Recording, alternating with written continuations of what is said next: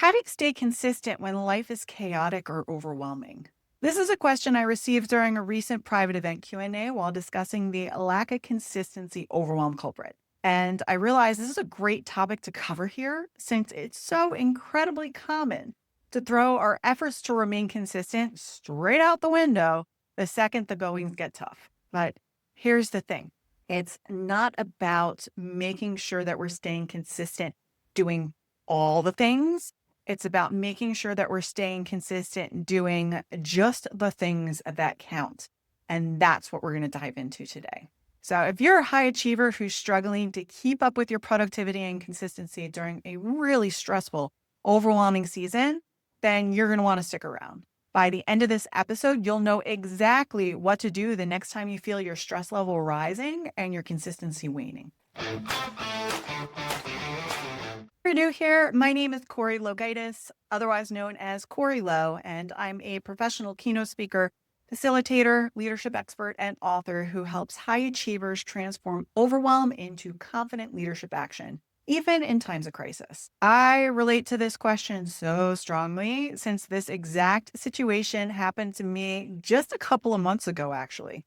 So it was back in April of 2026, and I am so stressed out because my book, The Five Overwhelm Culprits, Strategies to Save Your Sanity Without Sacrificing Your Success, was launching in May. So anything that possibly could have gone wrong in April went wrong. And in recounting it, it's like a really bad black comedy movie. So first up, my kids are out of school 10 days out of the month for spring break. So that was time that I wasn't going to be able to work. That was time that I was going to have to spend watching them and having activities planned for them. So I was already stressed out with that. On day 3 of spring break, I throw out my back to the point that I am on crutches and muscle relaxers. And I couldn't move. My husband had to actually come and rescue us. I had taken my kids away for the weekend to upstate New York, and he had to take planes, trains, and automobiles to get to us because I couldn't drive the car home. It was that bad.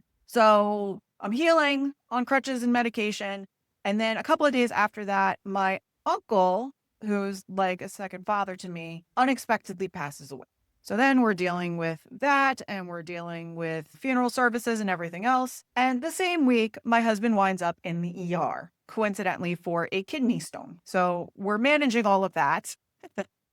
And I need to, upon returning from that, start physical therapy appointments for my back. My husband gets word that his job is going to start sending him to another state for work.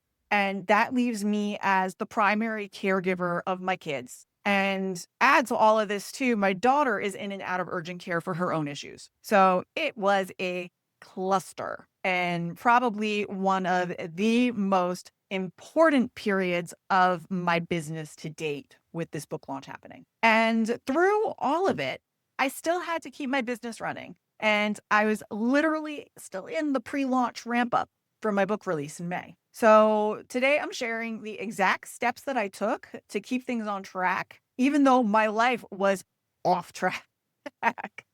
So I'd love to know, have you ever had a month or a season of your life where everything that could possibly go wrong does go wrong, like what I just shared? Comment below. I'd love to hear your crazy stories and know that I'm not alone. So in dealing with this, when you want to know how to stay consistent when life feels really overwhelming, the key thing you need to do here is bring it back to your MVP, your minimum viable plan. We talked about this in the last episode on making sure you're taking care of your health during crazy busy periods during work. It's the same strategy for when you're looking for consistency in your life. So what's your minimum viable plan, your MVP? So when it comes to using MVP to help solve consistency, it comes down to 3 important steps. The first one is you have to notify your support circle. And the reason for this is because when you are going through an overwhelming period in your life, it is impossible to stay consistent on your own because your capacity is diminished. So in order to increase your capacity, that means you need to let people around you who help and support you know what's going on so that they could step in to take on certain roles for you. So the very first thing that happened, and it was a series of Slack messages that was all on the same thread, But the second I threw my back out and I couldn't move, a message went out to my team. Hey, I'm incapacitated, my back, this, that, whatever. And I let them know what was going on and what to expect from me in terms of whether or not they could get a hold of me and what they needed to do to step up and help in my absence. So I immediately went into asynchronous only mode. We have a process for that in my business in case people can't be synchronous, obviously, for reasons like this. So we went into that business mode and I shared with my team what kind of support I was going to need from them. So the way this looked for me was I needed a lot of appointments rescheduled, so on and so forth, which brings us to the second step, which is eliminate everything that is not necessary. Again, we're trying to bring it to your minimum viable plan. So from here, we reviewed my calendar. So that was everything, my calendar, my project management system, my task system, and we identified what absolutely had to happen for the month. And we did this on a week by week basis. So this became the foundation of my minimal viable plan. So examples for this, things that I absolutely had to protect were my book launch tasks. So I had a lot of articles and things like that I was writing for PR. So those all needed to stay intact. We also had to protect time for things for me like journaling to be able to work out my mental health, especially with the trauma of losing my uncle. So having the time and the space to do that. And also, I needed to protect rest. As much as I didn't want to rest during that time, it was the only way my body was physically going to heal from the stress I was under, and especially all the inflammation happening with my back. So rest was a non-negotiable. It had to happen, even though the timing was awful. So we had to protect that. In order to protect that space, that meant that we had to eliminate things. So some things that are normal day-to-day things for me that just went right out the window were things like meal planning and prepping. If you spent any amount of time following my channel and following my work, you would know that I am like diehard meal prepper. I eat very clean. That just did not matter because I could not stand in a kitchen to cook. That is something that I actually enjoy doing. So it's one of the reasons I don't outsource it. I love it, but I could not do it because I physically could not do it. So we just really relied on ordering out and DoorDash and stuff like that. And it was fine for the short amount of time we were doing it.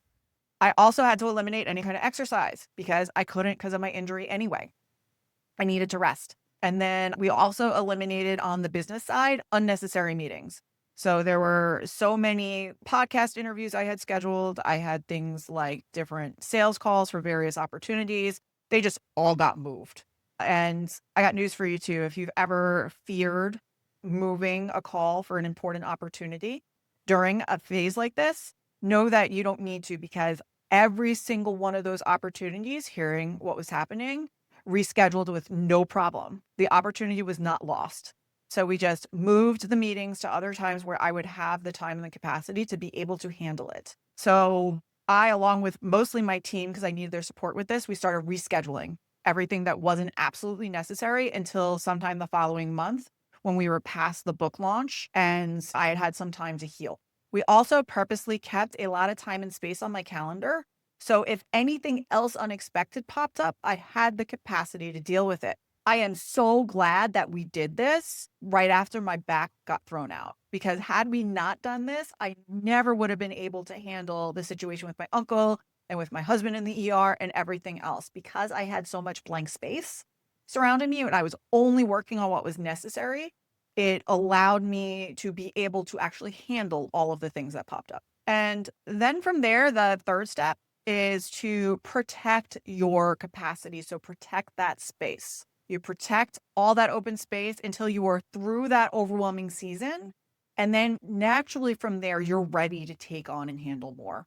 So once actually I was past the book launch, then from there, very naturally, I was ready for the next thing. I'm like, okay, let's go. What else can we work on? What calls do I need to schedule? What do we need to bring on? It was much, much easier to use it. So to recap, the best way to stay consistent when life feels overwhelming, it's to, number one, we got to take the minimum viable plan approach. So how exactly do we do that for our consistency? First is we have to notify our support circle on what is going on, because people can't support you. People will have different expectations of you if they don't know what's going on. I think there's this self-limiting belief from people that they're afraid if they're vulnerable, with especially their team members or their family on things that are challenging for them at that moment, it's going to make them look like a weak leader, but it's actually the opposite because you're creating the space for other people to do the same thing for you because you're modeling that that's acceptable. So first is you got to notify your support circle, and we got to let them know what you need help with to get through this overwhelming period. From there, you've got to go through everything on your plate, brain dump it, whether you've got task lists, project management, stuff like that, and eliminate anything that is not absolutely necessary for this short period of time where you are overwhelmed, whatever season this is in. And then from there, you're going to do whatever you could do to protect the open space that you created by eliminating things to give you the time and space that you need to be able to process what's going on, heal if you were physically hurt like I was, to heal even emotionally like I was following the loss, and to be able to process everything that's going on until your capacity opens up again naturally and you're ready to take on more. So hopefully you found my sharing this today helpful. If you have any questions that you'd like for me to answer, whether it be on this topic of consistency or maybe even something else altogether, feel free to comment below. We just may feature it on a future episode. And as I mentioned, I cover the consistency culprit in detail with so many more strategies. There's a whole chapter on leading through traumatic life events in my book, The Five Overwhelm Culprits. It's available for purchase in the show notes. And you can also learn more ways to work with me, either one-on-one through coaching and advisory, or with your organization and team through my speaking offers in the show notes as well. So thank you so much for being here, and I will see you on the next episode. I'll see you there. Thanks for checking out The Next Step with Corrie Lowe. If this episode resonated with you, share it with a friend, subscribe, and leave a review. Together, we'll transform overwhelm into action, and we'll keep taking the next step towards confident leadership. See you next time.